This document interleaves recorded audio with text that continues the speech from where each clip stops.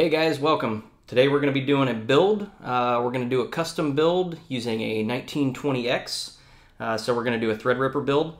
Some of the components I have here today obviously is the Threadripper. We're going to be installing that into a X399 ROG Strix Gaming E. Okay. We're also going to be doing a EVO 960 NVMe drive, 500 gig.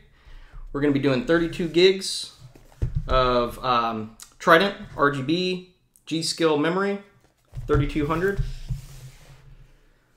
All right. For the cooling setup, we're going to do a custom cooling hardline tubing. All right. It's going to be I'm going to be using the full water block from XSPC right here. We're going to be doing two radiators. We're going to be doing a 360, one from XSPC, and the other is a 240 from Swiftech. And then to power everything, we're going to be doing a 1000 watt G3 from EVGA. All right, the case we're going to be using today is something that I picked up probably about 4 or 5 years ago. This is the Lee PCV 1000LA. They also have a black window version, and then another one that's just straight, I think it's just straight black. And then, but this is the one that I picked up. I think this model is discontinued. I think you can still find it some places, roughly around 400 bucks.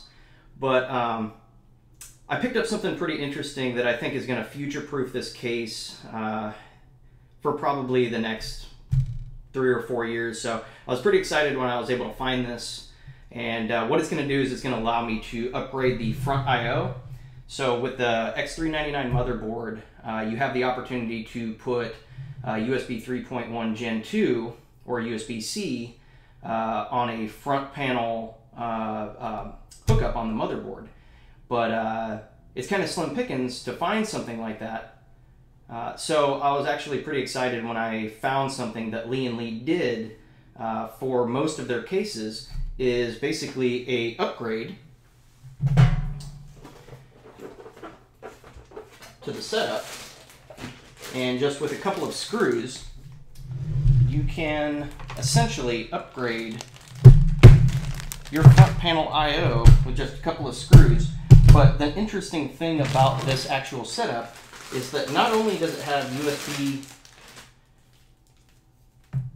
on the front of it, but we've also got two 3.0 ports.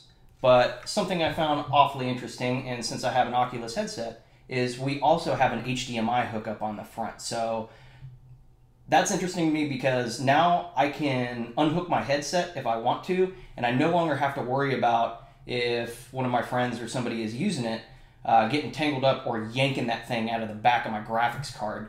So we're going to hook this up on there today, and that should get us rolling. All right, now the fun part.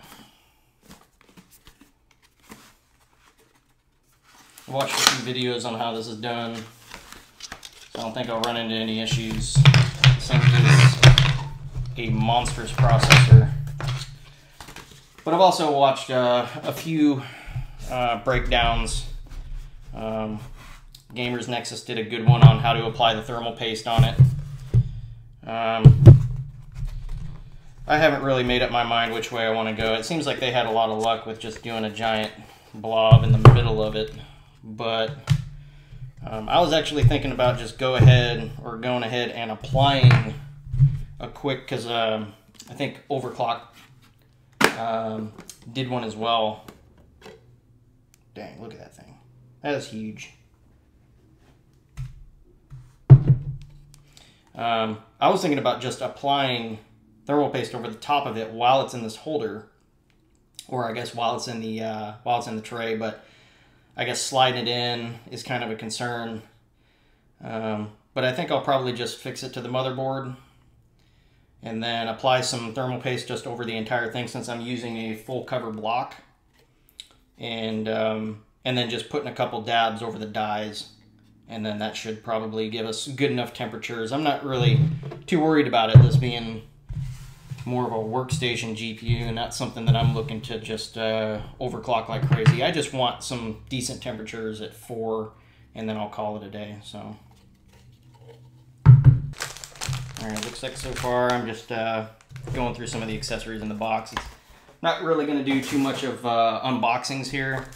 I think there's plenty of those out there, but just trying to take you through like real quick. Obviously you got your installation CD, which you shouldn't use. You should just get them off their site, which I already checked already, and they've already had, I think, 2 BIOS updates. I think the most recent one that I found on their site, I think is from November, but I know that they had a newer one come out. I'm not sure when it's supposed to come out of beta, but it's for any of you that are looking to do a RAID setup with NVMe. But I'm not doing that, so I'm not really worried about that at this point. Some badges and stickers and stuff. Alright. I/O shield. Got some cable extensions for RGB stuff. You got your Wi-Fi antenna. You got your SLI bridge. This guy is actually for doing a vertical NVMe off the board, so it actually comes and starts hanging off. I'm not going to use that one. I'm going to use the one that's actually located right under the south bridge on the southern portion of the motherboard. And then you got some SATA cables, some more fan extensions. You got some, what is that? I believe that's probably a temperature probe, and more SATA cables. So let's get the processor in. I like to do this on top of the box itself. I try to work, I don't use one of those little static leashes. I think they're kind of geeky, but I mean, you're working with expensive components, so I'm not going to judge anyone that uses them, but I don't think I've ever had a problem in the past. Just ground yourself. I like to use this static bag.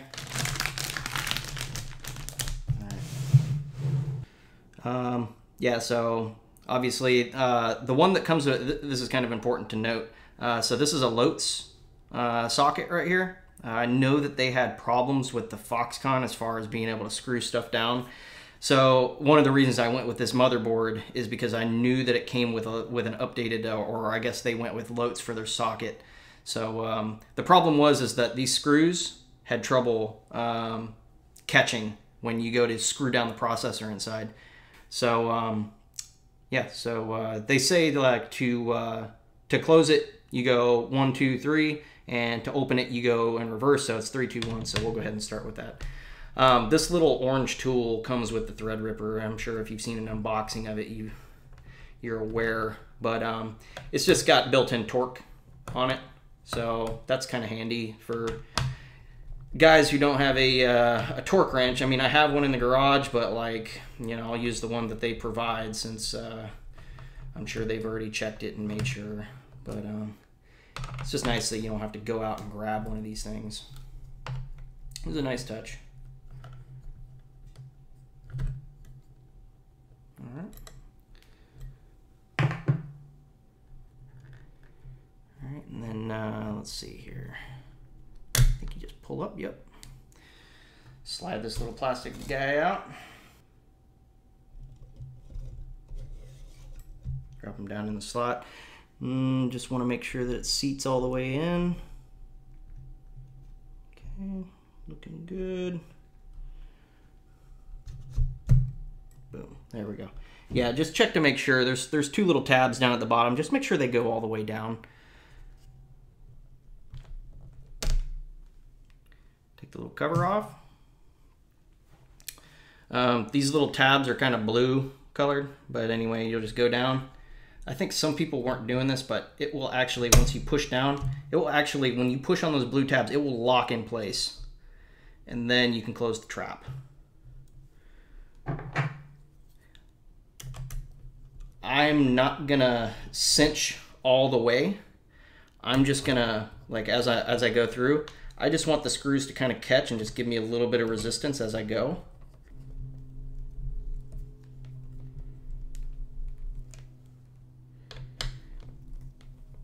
Like tightening up a tire.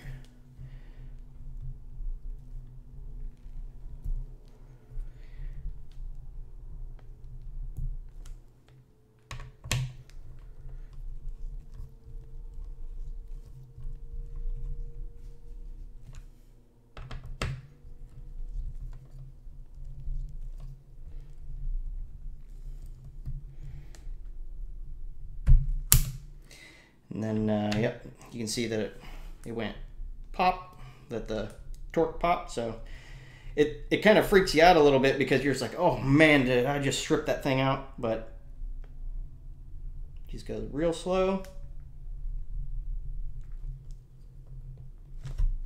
Pop. Pop. And then just make sure, just go around and do a quick little check, because sometimes when you tighten up other ones will loosen up. So boom, you're good to go. That was painless. All right. So when it comes to installing RAM, so my my other boards were gigabyte boards. This is actually the first Asus board that I ended up going with. I kind of wanted to try something a little bit different. I've heard good things about some of the ROG boards, or the ROG boards, whatever. But Asus boards in general, I've got a few Asus products and I've really kind of liked them. So I kind of wanted to go with a different motherboard this time around. But like I said, it's important that you go ahead and you check your manual when you're installing your RAM, just so you know what configuration you're going for, whether you're doing like, you know, 4 sticks or 8 sticks or whatever. But the little diagram will show you exactly which slots you need to put it into according to your thing. Don't mess that up. A lot of people probably, if it's their first time building, they think they can just occupy any old slots, but that's not the case. So we're going to move on. We're going to install the memory. All right, next up, we're going to do the NVMe drive, and that's going to be located right underneath where the south bridge is at. I don't know if I had read that some boards, if you install it up at the top, that it will actually use, or I guess it'll disable some of the actual SATA ports on this. So it won't run at full speed, or it occupied some of those lanes. But from what I hear, if you install it in the south, that it has access to all 4 PCIe lanes without having to modify anything in the BIOS. Like I said, if you install one up top, I believe you can go ahead in the BIOS and turn that on or off. I think if you want all 4 lanes, you're going to take out some of your SATA ports. But you know, if you leave it at just 2, then you'll have all your SATA ports. But obviously, you're only going to be running at half the speed that your drive can do.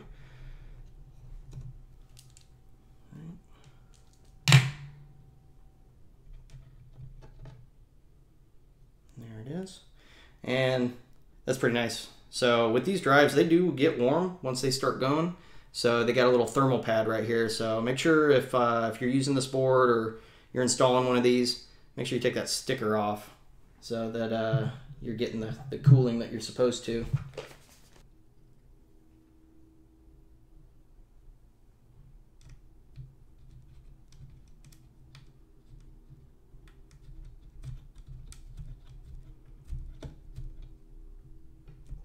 And you know, like when you're installing some of these little screws, like I'll show you when we get into getting the motherboard into the actual case, just finger tighten stuff. You don't gotta crank down on nothing.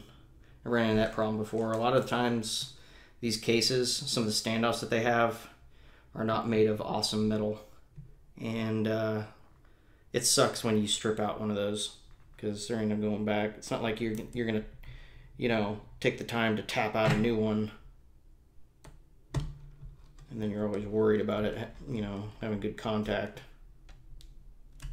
So yeah, that should be that. And let's get the cover back on. Go ahead and peel this off for the thermal.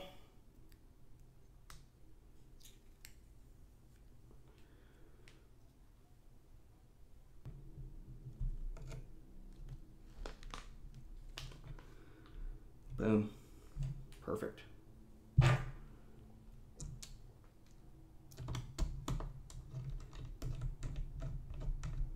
I picked up the little set, this little screwdriver set from, I think I got it at Lowe's. What's the brand of this guy? Yeah, it's the Cobalt. It comes with everything that you need. I mean, I don't know how many. I think it's got 30 something different types of screws for working on. So if you don't want to spend like a ton of money on like the iFixit kits, which are really good, I mean they're really good quality tools, and they even come with like a little spudger tool. What can I show you what I'm talking about here? So this guy, but it's got everything that I've ever needed. I've worked on taking apart like an Xbox controller when I had to replace one of those shoulder pad or shoulder bumpers. And I'm doing the same thing that I do here, where I kind of just go around and just lightly torque everything and then give it a nice little snug, just to make sure everything's on there nice and good. There's a thin layer of plastic on here, so if you want to get rid of that, you can. Oh yeah. Cool, that's done. That's a monster. Full cover block. This thing's well made. It kind of it worried me a little bit. It looked a little bit. I've got other water blocks from XSPC, and I've always really liked some of their coolers, and they've always got good quality. But man, yeah, the fins cover the entire die size. That is a really nice looking piece right there. I don't want to take it out of the plastic just yet. I don't want to get fingerprints all over it. It looks so nice. Alright, what else? Did they give me some thermal grease in here? I'm sure they did. I have some if they didn't. Yeah, they sure do. They give me, I don't know whether this is probably like, probably not enough to cover the whole thing, but I've got more, which I'm actually kind of surprised XSPC didn't think about that. I mean, they give you, so, oh, this is, the other stuff I have is K2, so it looks like they've upgraded this K3. I've never used K3 before. But, you know, they give you that tube. Maybe it'll be enough. I guess we'll see once we get into it. I guess it also has the ability to do some RGB stuff, I suppose. So they give you this little guy, which I'm going to try to run all this stuff through the actual motherboard itself, or through like Asus's version of it. We'll see how we get, or see how far we get on that. All right, I'm gonna go ahead and put in the standoffs.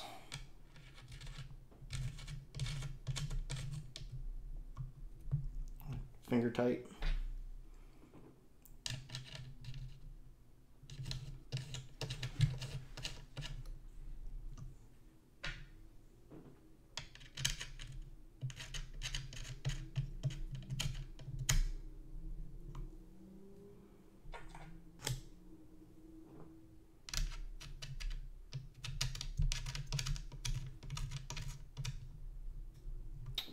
Oh yeah, there's the little lights that they include. And it looks like they got little 4-pin RGB connectors on it.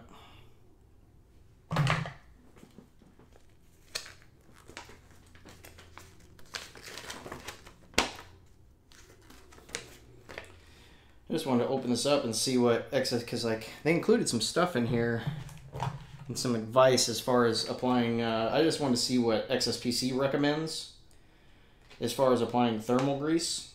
So they're gonna do, yeah, I guess this is pretty much how I was gonna do it, except instead of, so they say smear it all over it and then just spread it out with a card and just cover the whole IHS, or the heat spreader, just the top, to just cover it with a thin layer and just swipe it off with like a credit card or a business card or whatever. And then they're saying to just put a small dab in the very middle. I mean, just from what I've seen online, I know that the cores run pretty much right across where it says Threadripper on it. And then right across where you pretty much, almost like in between or right on the AMD label, like all across. So you got like 1, 2, 3, 4. And I wanted to do something a little bit different. So I wanted to spread across the top of the IHS. But then I also wanted to put a dab, since I'm pretty sure the active cores are down towards where you have the Ripper, and then up towards the AMD section. So you're talking, if you're looking at the board straight up, you're talking about one at the top right and one at the bottom left. I kind of want to do all 4 corners just to kind of cover my bases to make sure I don't like screw that up. But I'm fairly certain, and I'll probably just double check and make sure. But apparently that's what's giving people the best thermals. So let's go ahead and get some thermal grease out.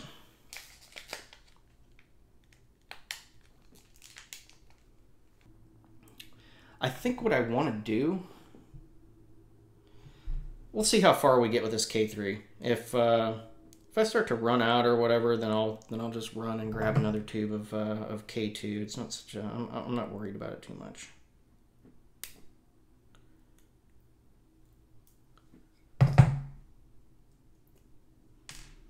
Maybe we'll freak out over the thermal paste.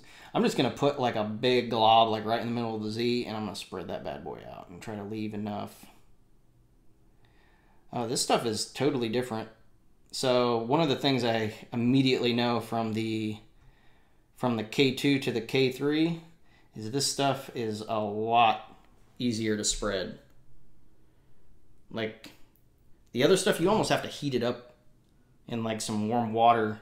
You know, put the tube in some warm water to get that thing working. But now we're in business. That's what I'm talking about. That actually worked really well. I guess this little thing wasn't stupid after all. That actually worked out really, really nice. Okay. And it looks like I have enough grease. So I'm just eyeballing it here. But I remember taking a look at it, and so where this little notch is down at the very bottom left, if you kind of go to the north part of that and in, just slightly kind of like right in between this little guy, that's like, and you go in just like, you know, a little bit off to the side, just proportional to where, you know, it would be spread out. And if you've ever seen what one of the dies looks like, you know what I'm talking about. So, you know, if I had to guess, I would say it's probably going to be right here. And then the other one, go the same sort of distance, and it's going to be like right there. So I'm just going to go, and I'm going to lay it on somewhat thick. Put a nice little dot on there.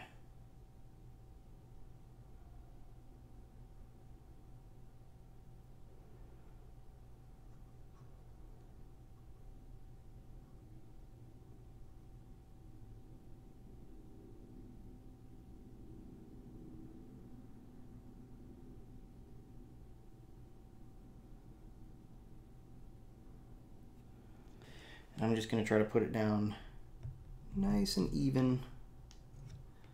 Actually, let me do something real quick, or else that's just going to eat at me. I just want to clean a little bit off of the bracket here. Like I said, it just drives me bananas knowing that that was there. I'm kind of crazy about that stuff. I was actually surprised. I thought there'd be a lot more there'd be all over that thing. All right, now I can put it on. I just kind of line it up. Just check both sides, make sure that I'm gonna be even.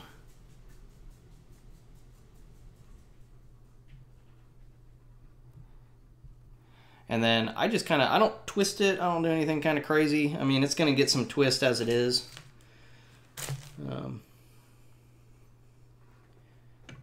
One of the reasons I like just putting the blob in the middle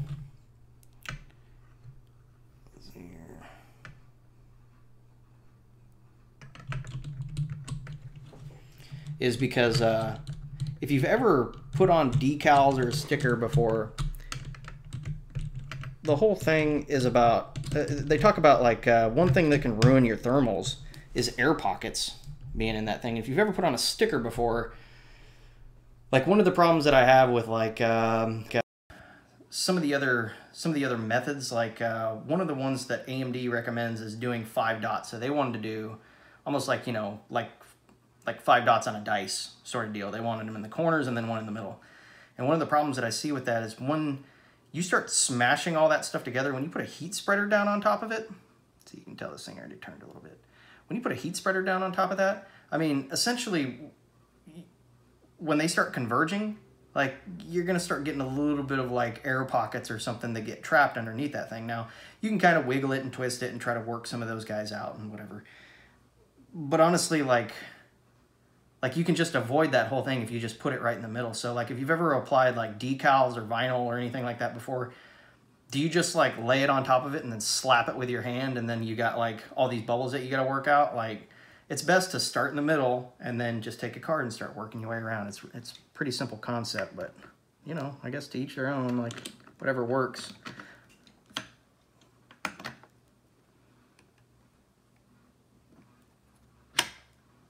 Boom. Kind of give it a little bit of smoosh. There we go. All right. Let's move on with the nylon. Nylon first.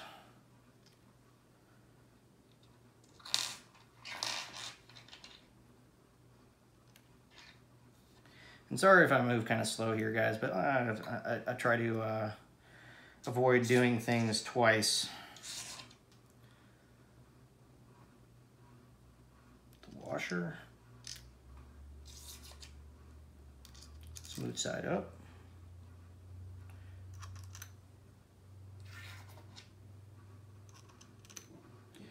Your spring.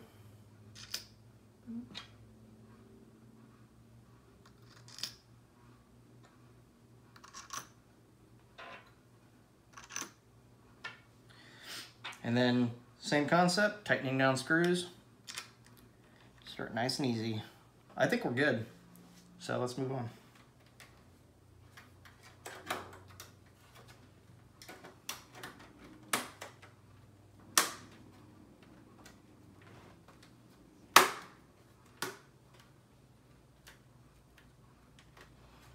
Good enough.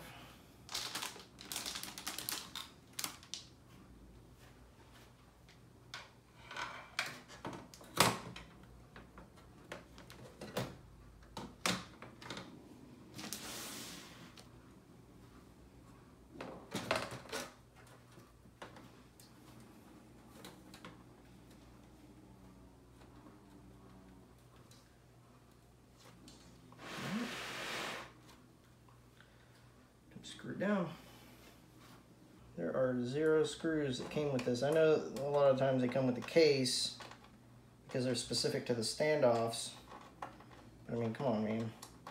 Alright, I always like to start with, after the motherboard's installed, I always like to start with like what I know is gonna have to go in certain places. So in this case, I'm gonna go next to the radiators because I know my 360 is going to go in the front and my 240 is going to go on the top here.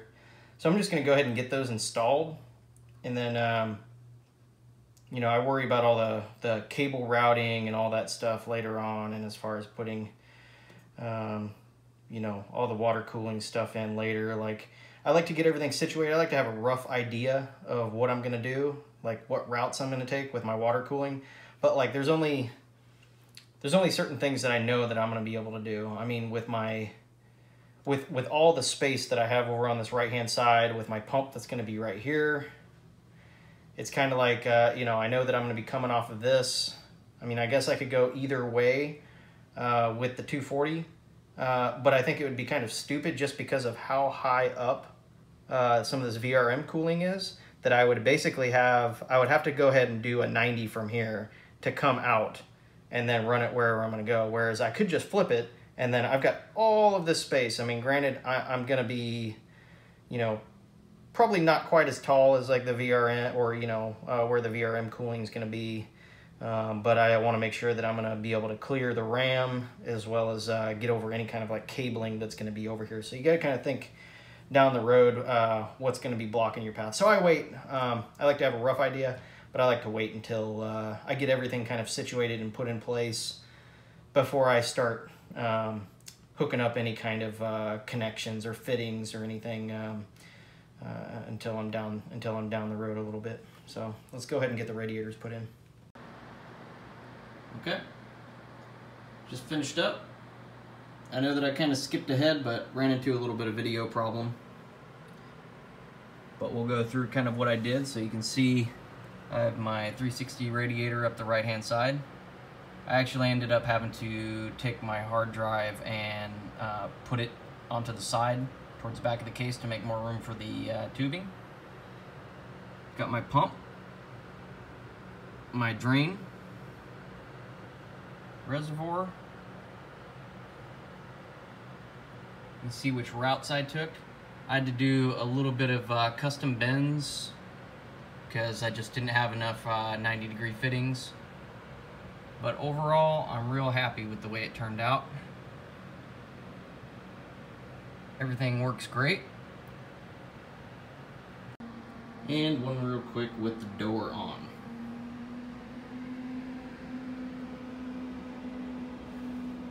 Alright, so let's go ahead and get into the overclocking and the thermals on it, and we'll wrap this video up.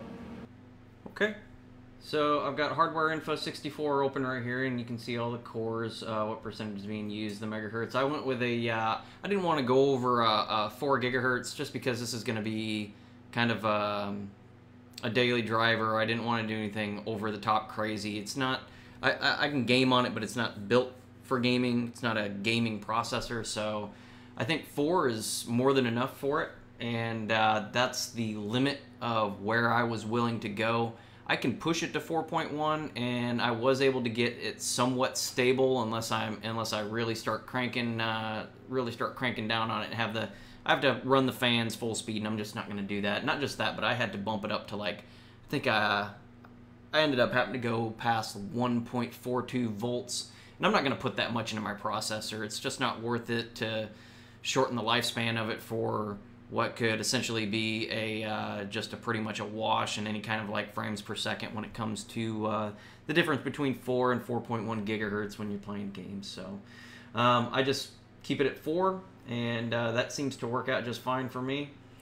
Moving on down as far as temperatures, you know, I'm probably going to get ready to get into prime. I think most of the time my idle is anywhere between 35 to 40 C. I'm running OBS right now, and I'm getting ready to start prime. But I would say just normal day-to-day, I'm getting anywhere between 35 and 40 Celsius as far as temperatures on this system. So I'll go ahead and run prime. I could do a blend or a custom. I'll just go ahead and just for ease, I'll go ahead and do blends just so you can see the temperatures kind of pop up. My goal was to keep this thing under or around 80 Celsius when it's on under full load and not have it go over that. So you'll probably hear the fans kick in here in a second, but we'll go ahead and get started on this. So gonna go ahead and run, and we should start to see the temperatures here jump up.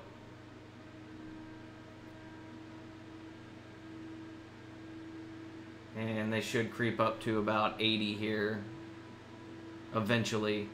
I won't keep this video any longer than it really needs to be. I mean, but just to show you, you know, I'm running at 4 gigahertz at 1.3334. I went ahead and just messed with some of the settings within the BIOS, and I think I put it at like level 1 just so that it wouldn't go all over the place as far as voltages. So I recommend taking a look at that and setting your level, your load line levels or calibration, and just to make sure, because if you take a look at it and you don't mess with it and you let it go on its own, that thing will jump up to 1.47, 1.48, and that is a lot of juice to run through your processor. So take a look at that, guys, if you're doing a Threadripper build, and just make sure that you're not putting too much power into your processor, and you're gonna shorten its lifespan. So yeah, you can see we're starting to get up to 72, 73, and looks like we're doing fine. We're getting 100% utilization pretty much across it. And like I said, if I let it go for a while longer, it'll eventually, I mean, like, it'll probably take 20 to 30 minutes to start creeping up, you know, past 80. But it pretty much lingers right at around 80, which is exactly what I wanted. So overall, I'm really happy with this build. Ran into a couple of issues with the NVMe drive when it came to installing the OS.